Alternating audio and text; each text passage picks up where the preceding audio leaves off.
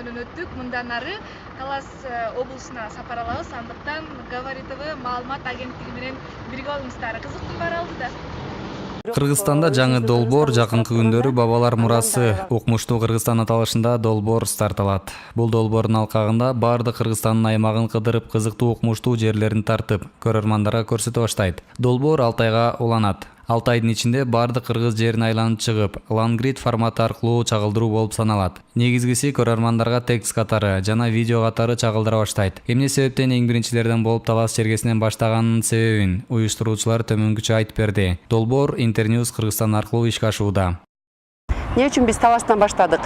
Анткени ушу Талас ыйык жер деп эсептелинет, Манастын жери эмеспи? Анан Манастын жери болгондон кийин биз ошо Манастын жери ушундай чоң бир укмуштуу жерибиз бар. Ушу жерибизде Манас төрөлгөн.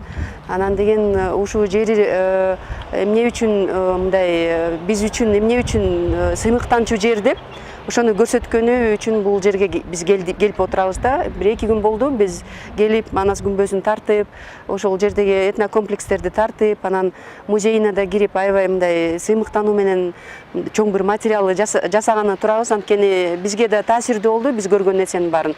Ошонун баарын буюрса чоң бир материалдарга камтып туруп биз лонгрид деген бир чоң материал менен беребиз да. Берип баштайбыз. Анткени бир материал эмес, бир нече материал кылып беребиз Талас жөнүндө.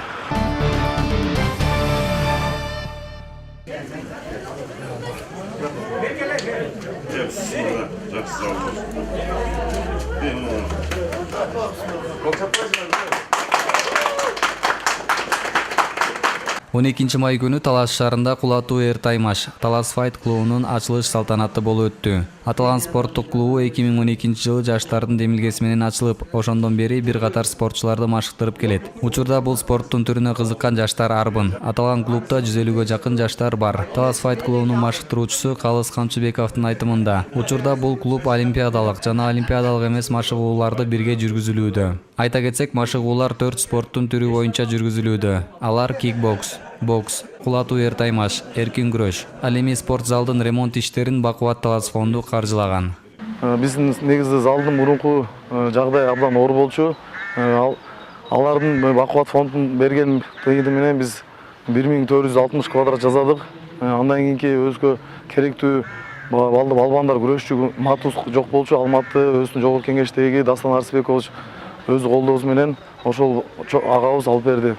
Талас шаар мэрия тарабынан депутаттардын колдоосу менен Кудай буйруса жакын араларда 250 000 сом бөлүнөйүн деп атат биздин залга. Кудай буйруса ага дагы биздин темир балдар балбандарга физический подготовкасына бизге ошондой кылчу буюмдарыбыз жок болчу. Кудай буйруса ошону жакын арада алабыз. Азыр дагы колдоо көрсөтөбүз деген Таластын чоң агаларыбыз бар, инилерибиз бар, тең туш досторубуз бар.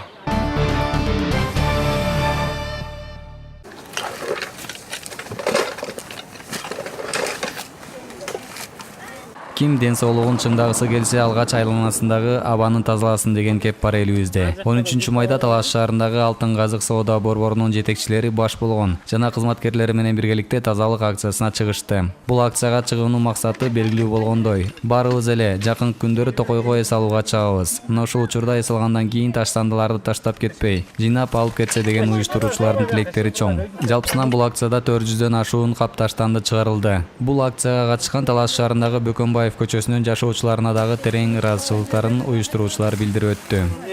Эмне деп айтып кетмекчимин, бул жерге баарыбыз азыркы мынакей Талас шаарынын тургундарына кайрылып кетет элем.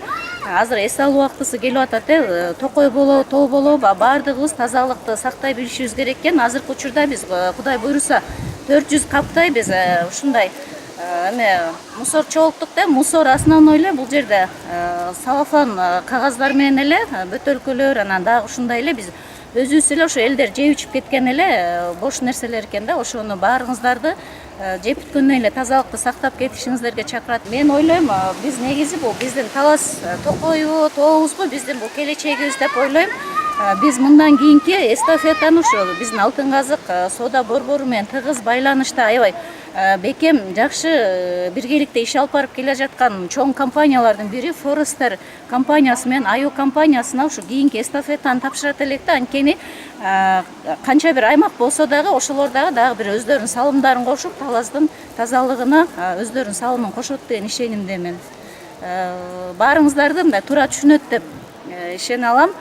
Келиңиздер биргеликте таза шаар үчүн күрөшөлүк.